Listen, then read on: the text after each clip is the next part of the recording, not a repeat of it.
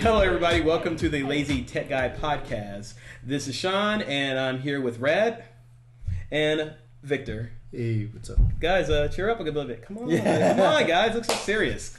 So, actually, we're going to get serious real quick as we start, and then we're going to go ahead and get down and dirty. So, before we start, I just want to say, and this is from all of us, to all the people in Japan that have been affected by the earthquake, we just want to say that you're in our thoughts, and that we really, really are looking out for you, and just, we're here for you to try to help you out the best, and just, we really hope everything goes well. So, just wanted to get that and just say that. So, but now let's have some fun.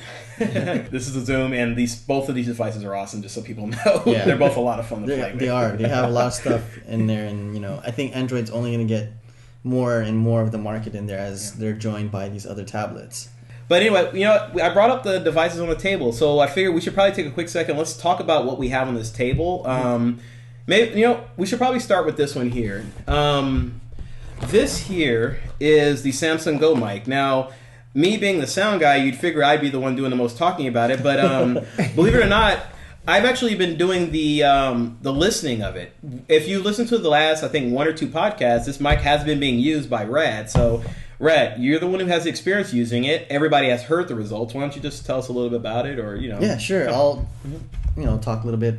I used to just use a regular USB mic that was part of your headphones and stuff, and I would even go as far as using the mic on the webcam. Obviously, when you move to something like this, that's a condensed mic, even a smaller version of a condensed mic, it works really well. And when you listen to yourself talking, you sound sexier. You sound better. And you sound cleaner. Justin Timberlake, thank you for bringing sexy back. Yes, exactly. But just to give you a look at how small this thing is, I mean, it's really small, and it actually comes with its own microphone holder that you could clip onto to your laptop, so you can actually put it just like that and clip it right there to your laptop screen, and there you go. And then you plug in your little mini USB cable, and off you go. And it has some software. It even comes with Cakewalk, so you can actually play around with it. So, just as a frame of reference, since we're on video, how far away are you usually from that microphone? Actually, right where this mic sits right now. So I'm actually this far away when I'm talking. So it actually has some pretty good pickup. In fact, some of you guys even commented how it picked up, my wife washing the dishes in the kitchen. So it's pretty strong for it. And the cool thing was the price. So for $60, I mean, it's not bad at all. Considering the kind of stuff we're trying to do with it. So, as well as other future podcasters and people out there, if you really want to get in the podcasting game, we're not going to tell you how to get in the podcasting game. We're going to tell you that this is one of the many good microphones you could use. Right.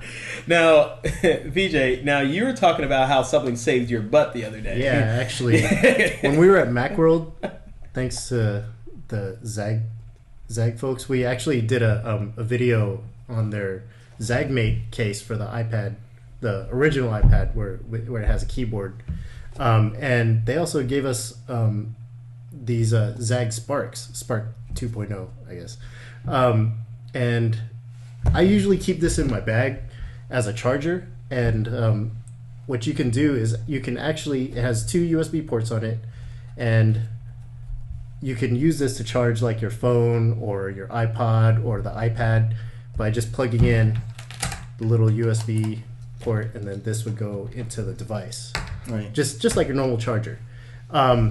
But what's cool about it is, as you notice, it's not plugged into the phone. You can still plug this in here, and it'll charge. It has a built-in battery, so it can charge while you're on the go, which is pretty handy, actually. And it did come in handy the other day when I needed my GoPro for a shoot. And the GoPro, if you don't know, is a really small camera that's usually used for sports or action things, because it's really small. It can go underwater.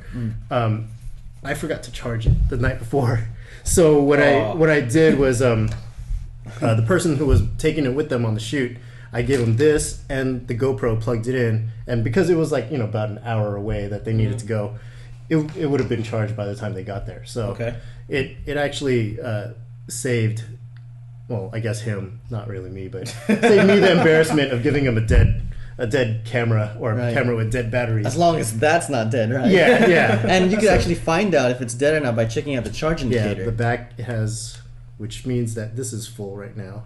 Yeah, there's actually 4 lights on there. And actually showing the gauging how much charge is left. And I actually used it too. I used it on most of my devices. Unfortunately, it doesn't charge like PS3 controllers, move controllers, or anything like that. But it was cool. It charges everything else. The PS3 controllers are actually a problem on its own. Like it doesn't. A lot of things don't work with the PS3 controllers. Yeah. I was just basically. I was creating basically. I was making a listing of all the things that I could charge and could charge a bunch of stuff. So and there's actually. Did you? Check if there was a difference between the optimized and general plugs? Well, from the way I understand it, the optimized is for the high power consumption ones, like the iPad 2. Because if you, from experience hearing from friends of mine who had this, they've run into problems by getting just standard iPod chargers, right? Because I guess it draws a lot more power than an iPod, but this actually still charges the iPad. So this is a great, or I would say a must-have if you do a lot of traveling and in your backpack. Yeah. So, Brad, let's talk about the Motorola now. This is something we did a review on recently. Right. You did an excellent review about it. Thank you. I know we've talked about it in the last one, but I'm sure people would like to actually see it and just kind of get a feel for what the heck we've been talking about all this time. Actually, the Xoom is actually a little bit more different now since we actually have the leaked flash player on this thing. And so I'm going to show you guys a little bit. I'm sure you guys have checked out the review. And if you guys want to see the interface, obviously you don't have time to check out the whole interface, but you can actually see it on our YouTube channel if you want to actually see how the interface works. This is actually the Xoom right now running the leaked flash player and running the YouTube video that actually talks about the Motorola Xoom interface. So if we go ahead and hit the play button, we can actually see this bad boy run. Here's what some of the here's another website that runs Flash too. Here's an example of the actual player, Flash player playing a Flash-based YouTube vid. And you can see it's a little bit choppy and everything, but again, of course, this is a leaked player. This is not the final player that's going to be releasing anytime soon. So, but this is probably, this will give you an idea of what to expect when you actually have the Flash enabled. Now, I'm curious to see how the final player will run, but looking at it right now, it looks like there's still a little bit of some choppiness on the video player. But on the other websites, they actually pause. Yeah, it's using up all that dual core, wonders.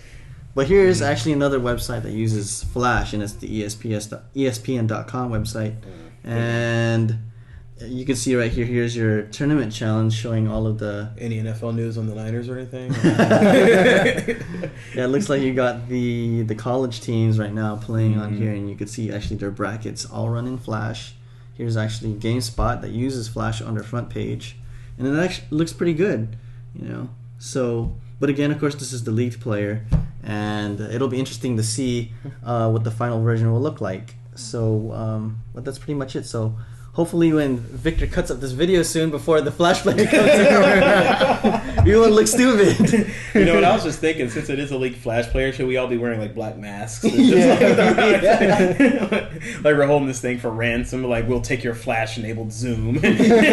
Exactly. Yeah, so that's pretty much it. I mean, as far as second thoughts of what of the Xoom when I reviewed it the first time.